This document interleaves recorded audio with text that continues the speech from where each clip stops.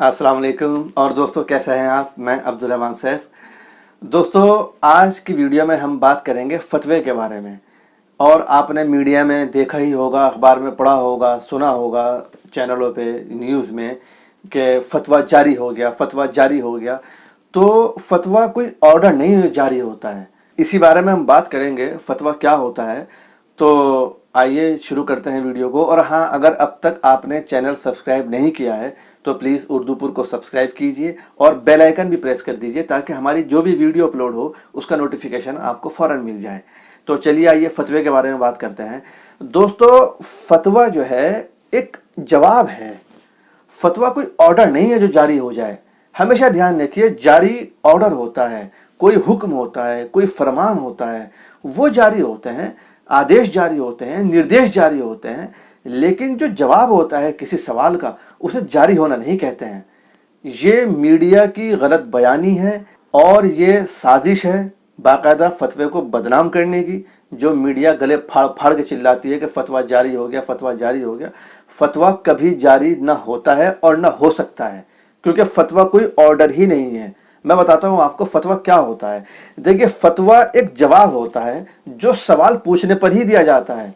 यानी कि कोई भी इदारा, मदरसा, दारुल इफ्ता उस जगह को कहते हैं जहाँ से फतवा दिया जाता है। तो कभी भी ऐसा पॉसिबल ही नहीं है किसी इदारे से कोई फतवा जारी हो जाए। फतवा नहीं जारी होता, आदेश जारी होता है, ऑर्डर जारी होता है। फतवे का मतलब है अगर कोई शख्स अपना कोई सवाल पूछता है ऐसा कि इस्लामी रोशनी में, यानी कि इस्लाम के मुताबिक उसके मसले का हल क्या है। अब जो उस मसले का हल इस्लाम की रोशनी में, इस्लाम की तालीमात में जो होगा, जो मुफ्ती बताएगा, उस मुफ्ती के बताने को, यानी कि उसके लिख कर देने को, जो वो जवाब देगा सवाल का, उसको फतवा कहा जाता है। उस कागज़ को, उस जवाब को फतवा कहा जाता है जो मुफ्ती उस शख्स को देता है सवाल के बदले। बगैर सवाल के कभी कोई फतवा नहीं हो सकता, न मिल सकता। आप चले जाइए, दारुल इफ्ता है और दूसरे बड़े बड़े मदरसे हैं। दारुल से बड़ा तो हिंदुस्तान में कोई मदरसा नहीं है। आप छोटे मदरसे में चले जाएं, जब तक आप सवाल नहीं देंगे वो फतवा किस बात का देगा। आप जाके किसी मदरसे में कहिए भाई मुझे फतवा चाहिए। भाई फतवा कोई सामान है, कोई पेन है, पेंसिल है, कपड़ा है, क्या है फतवा कि जी आप फतवा ले लेंगे। फतवा ऐसे थोड़ी मिल जाता है। फतवा होता है जवाब, और जवाब हमेशा सवाल पे मिलता है। अगर आप मुझसे सवाल नहीं करेंगे तो मैं जवाब ही क्या दूंगा आपको। तो बहरहाल अब इस्लामी तालीमात के मुताबिक जवाब क्या होता है वो मैं आपको बता देता हूँ। मिसाल के तौर पे कोई आदमी है, अब वो ऐसे माहौल में रहता है, उसके चारों तरफ इस तरह के लोग रहते हैं, या उसके मिलने जुलने वाले ऐसे हैं, या जहाँ वो काम करता है उसके कोलीग्स ऐसे हैं कि वो सब शराब पीते हैं, जुआ खेलते हैं, और इस तरह की चीज़ों की उन्हें इतनी आदत हो चुकी है कि वो उसे बुरा ही नहीं समझते हैं। वो समझते हैं कि शराब पीना तो रोज़ाना की आदत में है और ये कोई बुरी चीज़ नहीं है। अब वो जब उन लोगों के दरमियान रहता है, वहाँ जॉब करता है, या अपने पड़ोस में उसके घर के आसपास ऐसे लोग रहते हैं, उनसे मिलना जुलना है उसका, तो कहीं ना कहीं वो लोग उसे कहते भी होंगे अरे यार 2-4 घूंट तुम भी पी लो, ऐसी कोई बात थोड़ी है। अब उसके दिल में ख्याल आता है कि यार पी के देखनी चाहिए कैसी है। लेकिन कहीं ना कहीं जो एक ईमान की ताकत होती है, जो अल्लाह और उसके रसूल को मानने वाले होते हैं, तो उनका दिल कहीं ना कहीं अंदर से कचोके लगाता है कि यार ये गलत है। अगर कोई आदमी बुरा काम करता है, बुरा काम क्या होता है, चोर के लिए तो चोरी बुरा काम नहीं होता, लेकिन आम आदमी के लिए बुरा काम है, कानून की नज़र में वो बुरा काम है, गलत काम है। आप किसी चोर से पूछिए चोरी कैसा काम है, वो तो कहेगा भाई इससे तो बढ़िया काम ही कोई नहीं है, अपना मेरा तो खर्चा इसी से चलता है। आप शराब पीने वाले से पूछिए शराब पीना कैसा है, तो उसको थोड़ी बुरा लगेगा वो। इसीलिए ऐसी कश्मकश में आने के बाद फिर हमें एक ऐसे निज़ाम की ज़रूरत है, ऐसे कानून की ज़रूरत है जो हमारी रहनुमाई कर सके, जो हमें सही बात बता सके। वहाँ जब उस शख्स को ज़रूरत पड़ेगी, उसे महसूस होगा कि यार मुझे पीनी चाहिए या नहीं पीनी चाहिए शराब, तब वहाँ उसके दिल में जो सवाल पैदा हुआ है, अब वो सवाल पूछेगा। वहाँ ज़रूरत पड़ती है मुफ्ती की। अब फतवा देता कौन है? फतवा देता है मुफ्ती। ये भी याद रखिए, हर कोई फतवा नहीं दे सकता। मैं मुफ्ती नहीं हूँ, मैं फतवा नहीं दे सकता हूँ। मैं फतवे के बारे में आपको बता सकता हूँ, लेकिन मैं फतवा नहीं दे सकता हूँ, क्योंकि मैंने वो एजुकेशन ही नहीं ली है میں نے وہ تعلیم ہی حاصل نہیں کی جو فتویٰ دینے کے لیے ہوتی ہے. جیسے کہ کوئی ڈاکٹر جب تک ڈاکٹری کی تعلیم حاصل نہ کر لے وہ ڈاکٹر نہیں بن سکتا. کوئی وکیل جب تک LLB نہ کر لے وہ وکیل نہیں بن سکتا. کوئی انجینئر جب تک انجینئرنگ کی تعلیم حاصل نہ کرے وہ انجینئر نہیں بن سکتا. ایسے ہی جب تک کوئی مولوی سے مطلب جو 8 سال 7 سال کا نظام ہے تعلیم کا، درس نظامی جسے کہا جاتا ہے، جب تک وہ تعلیم حاصل کرنے کے بعد افتاء نہ کر لے. افتاء اس کورس کو کہتے ہیں جس کے کرنے کے بعد آدمی مفتی بنتا ہے. تو جب تک کوئی افتاء نہ کر لے تب تک وہ مفتی نہیں بن سکتا، اور جب تک کوئی مفتی نہیں بن سکتا تب تک وہ فتویٰ نہیں دے سکتا. تو ایسے ہی اب وہ ڈھونڈے گا کسی ایسے شخص کو جو مفتی ہو. کون ڈھونڈے گا؟ وہ جو شراب پینا چاہتا ہے اور وہ سوچ رہا ہے کہ پیوں نہ پیوں.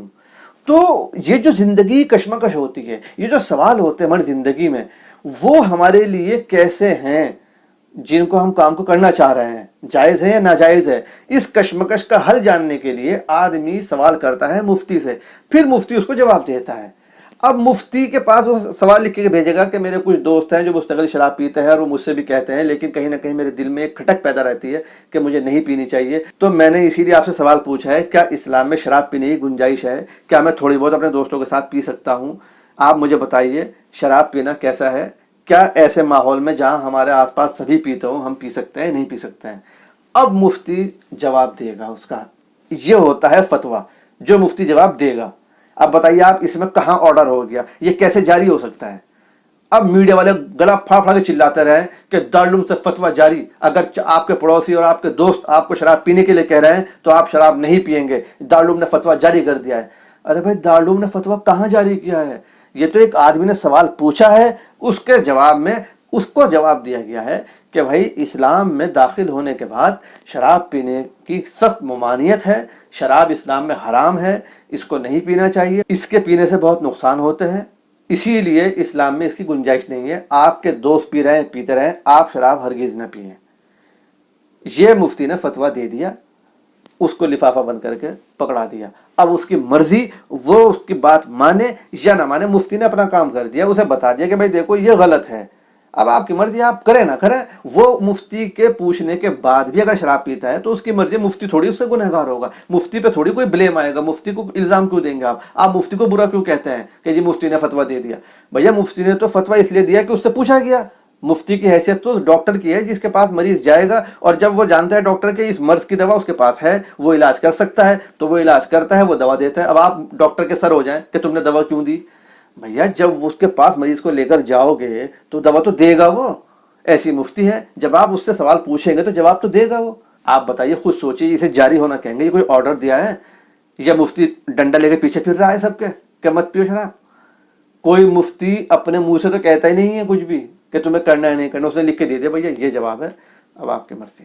آج عام آدمی جو نہیں جانتا وہ یہ سوچتا ہے یار فتویٰ کوئی آرڈر ہے، کوئی آدیش ہے جو جاری ہو گیا دارالعلوم سے. وہ لوگ یوں سوچتے ہیں، انہیں پتہ ہی نہیں فتویٰ کیا چیز ہے. اب فتویٰ کیوں ہے یہ بھی سن لیجیے آپ. اصل میں اسلام صرف ایک عباداتی مذہب نہیں ہے، یعنی کہ اسلام صرف نماز روزے کا نام نہیں ہے کہ نماز پڑھ لی، زکوٰۃ دے دی، روزے رکھ لیے. یہ صرف عبادات جو ہیں یہ تو ایک اسلام کا حصہ ہیں. اسلام مکمل نظام حیات ہے، یعنی کہ پوری زندگی کا جو نظام ہے، جو ڈسپلن ہے، وہ اسلام سکھاتا ہے. اور ایک بات یہ بھی بتا دوں، اسلام مذہب کے اندر جو چیز حرام ہے وہ فائدہ نہیں دیتی. پوری دنیا کے ڈاکٹر مل کے ریسرچ کر لیں، پوری دنیا اکٹھی ہو جائے، سر جوڑ کے بیٹھ جائیں سارے سائنٹسٹ، جس چیز کو اسلام نے منع کر دیا وہ چیز کبھی فائدہ مند نہیں ہو سکتی، نہیں ہو سکتی، نہیں ہو سکتی، اور کسی کے لیے نہیں ہو سکتی. شراب اسلام میں منع ہے، سب کے لیے نقصان دہ ہے. دنیا کا بڑے سے بڑا ریسرچر یہ نہیں کہہ سکتا کہ شراب فائدہ پہنچاتی ہے، کبھی نہیں پہنچاتی. صرف شراب نہیں، اسلام میں خنزیر کا گوشت منع ہے. خنزیر کے گوشت کے جتنے نقصان ہیں اتنے کسی جانور کے گوشت کے نہیں ہیں. خنزیر کا گوشت کھانے سے بے شرمی پیدا ہوتی ہے، بے حیائی پیدا ہوتی ہے، بدن پہ تل تل تل ہو جاتے ہیں جو آپ نے دیکھے ہوں گے غیر ممالک کے لوگوں کے بدن پر. اس کے علاوہ بہت ساری بیماریاں پیدا ہو جاتی ہیں خنزیر کا گوشت کھانے سے.